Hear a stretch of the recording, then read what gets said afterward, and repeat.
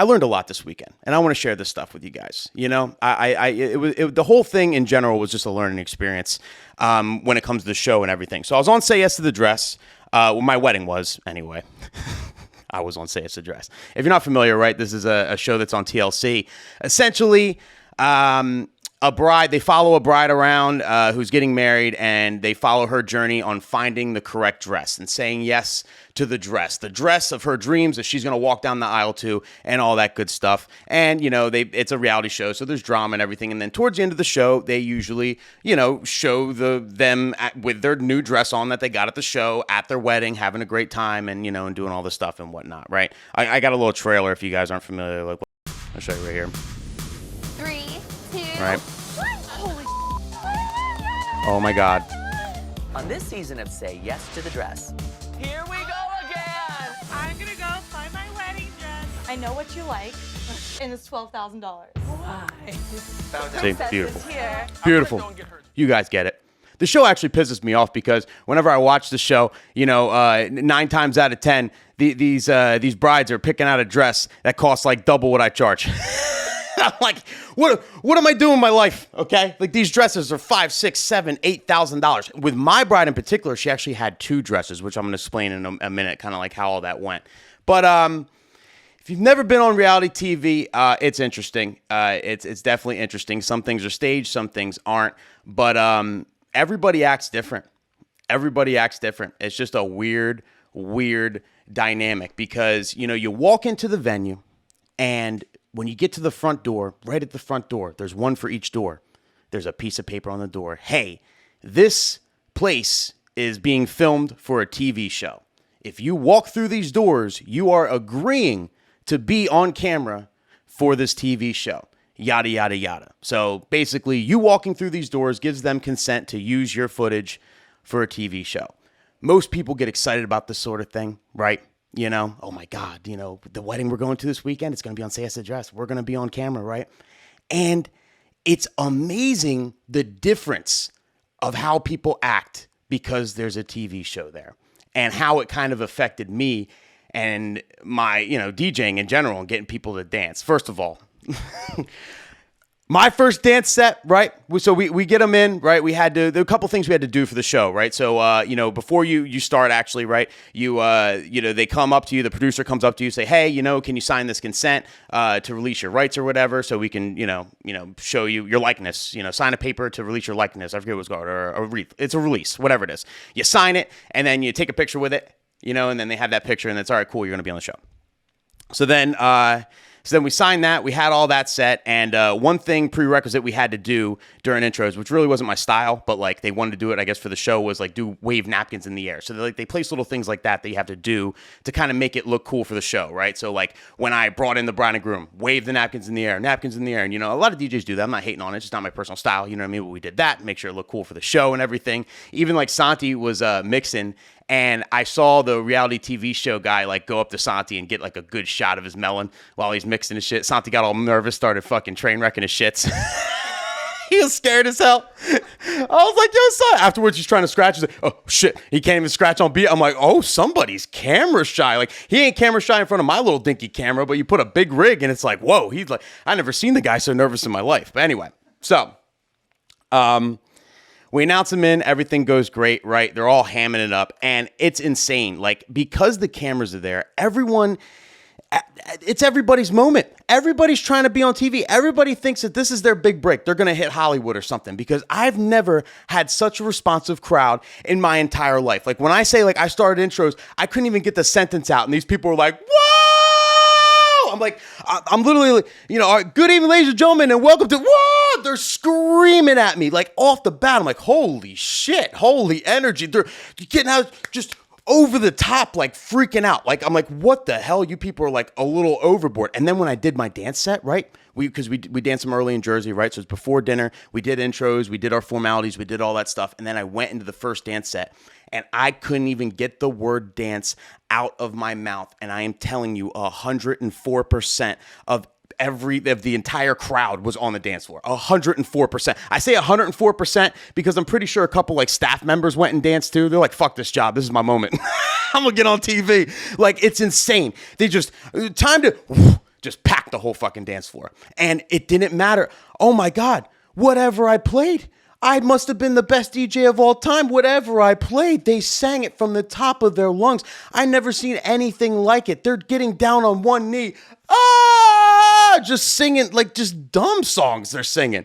They're singing every word to push it, to Calabria, which only has 3 words that repeat over and over again. Like that's what these people are doing. It's crazy to me. It's literally insane. I almost thought about fucking with them. I'm about to just play something random, see if they still sing to that. Like it doesn't matter what I do. They're just gonna party because they're on camera. Like it's insane. It felt like, you ever like meet someone that's like kissing your ass, you know, and then they laugh at every joke. You know, you're talking and then like you're not even meaning to joke, and they're like, oh, you're so funny, you know, and they're like just overly just laughing. You just sit there and you feel uncomfortable. It's like, all right, like why are you trying so hard, right? Like that's literally what it felt like. It felt disingenuous. I'm DJing. I'm like, oh my God. I remember telling Santi, I was like, look, dude, these people are hamming it up for the camera. We're not gonna know what the fuck we got until these camera leave, because like I don't know what works. I don't know what to do. You know what I mean? Whatever I play, they dance to. But like, what do you really like? How do I really read you guys? You know what I mean? And so there's 2 big reveals we kind of had to set up, right? So obviously for the introduction, you know, she had her actual dress. This bride in particular, and I'm assuming it's on the show and everything, she got a second dress. And this is like the party dress. I'm sure you've seen couples do this in the past, or brides do this in the past, right? They have a dress for the formalities and the ceremony and the main stuff, and then they get a party dress, and they change into the party dress, and then it's another big reveal, right? So the producers are like, all right, listen, right after dinner, Nick, right after dinner, okay, we're gonna bring the bride out. We're gonna film like some reality TV stuff with her. She's gonna get changed. We're gonna let you know when she's ready. And when she's ready, all right, you got to make sure the dance floor is already packed. And back in my head, I'm like, that's a piece of fucking cake. Make sure the dance floor is already packed, and then you want to like kind of part the sea and then reintroduce her into the room. And you got to use the song "Crazy in Love" when she comes in, right? So it'll be like her Beyonce moment. She's gonna come in with her new dress, and it's just gonna be reality TV goodness, right? So I'm like, all right, no problem. So we call everybody out the dance floor. Everybody goes out 2 seconds, right? So they're dancing. I'm like 3 songs deep in my set, and then the producer comes over. All right, it's time to bring them out. They're about to bring them out. They're bringing them out. Okay, cool. Shit. All right, so I see her. Like, she's kind of hiding because no one wants to see her new dress, whatever. They're getting it all ready. They have it all set. We had to keep the lights, like, on pretty bright, too, because, like, that way their cameras can get, like, the right shot. We couldn't actually keep it darker because I guess their cameras weren't fucking good enough. Anyway, that was annoying. But it didn't matter. They danced whatever, right?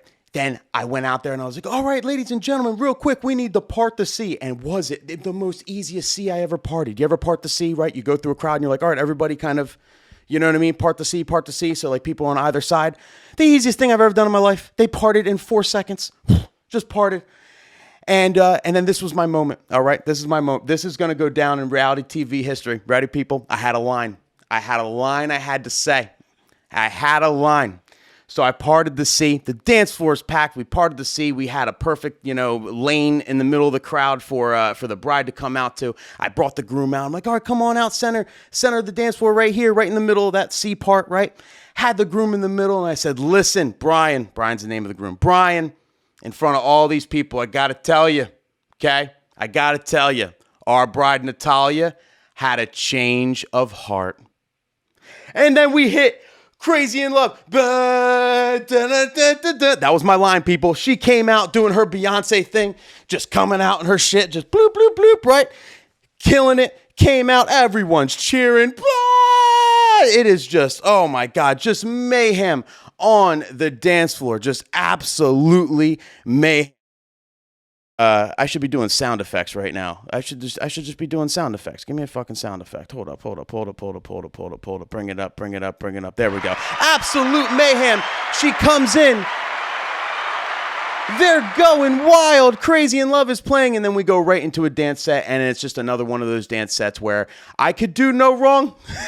It didn't matter what I played. I could play whatever the hell. I could have played ball with the ball, the bang, the bang. It didn't matter. I could have played the most dumb shit in the world, and I swear to God, they all would have raged because they were filming at the time. It's amazing the difference it makes. And it's all well and good. You might be sitting there thinking, well, that's awesome. You were on TV. And when you're on TV, it's even easier to make them to dance. So it looks cool. I mean, it's great. Like, that's awesome. Like, why? Like, what's the big deal? The big deal is once the show's over, they never stay to the end, right? We all know, it's rare for a videographer to stay to the end. Once it's all over, okay? Once it's all over, they get their shot, which is pretty much after that dress shot. They get that shot, and then they leave, the camera crew leaves, then people start realizing the camera crews isn't there, and then true colors come out, right? Then all of a sudden, oh my God, the dance floor started clearing, right? Then I was left with 20 people or whatever, 15 people that actually liked the music I was playing at that time, right? Wasn't faking it for the camera.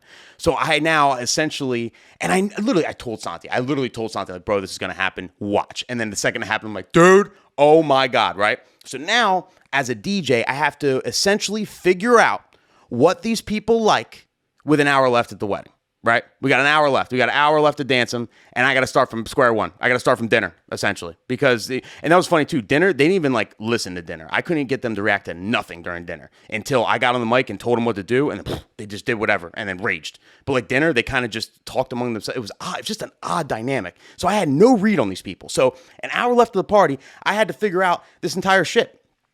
I had to figure the whole shit out. And, and it took it was 3 times, I don't know about you, but I'm always kind of I talk to myself a lot. So I'm literally DJing. I'm like, all right, well, do you like this? All right, go fuck yourselves. How about this? You know what? You can all literally go fuck yourselves. You're never going to be on TV again. I hate you all, right? I'm literally just talking shit on them under my breath. And then I finally end up being 2000s hip hop, 2000s R&B was their button. That was their shit, right? They were like my age, a little older maybe. And that was their hot button. That's what they liked. And then I rolled with that. And it was a great wedding. It ended great, great time. They were super happy. We got all the, the right shots. We did everything good with the show. We did everything good with the couple and with their requests and all that. So life was grand. But yeah, just so you guys know, if you're ever on a reality TV show, just expect that shit, expect it. And just remember, you got to think quick on your feet. Get a lot of info from the couple, of what they really like too. You know what I mean? Make sure you ask the real prying questions. What do you really like? What do you guys want to? Make sure you know all that stuff ahead of time so you know what to do once the camera crew leaves. Because literally, I should have just handed out Oscars while we were there. These people friggin' literally were acting the entire fucking time.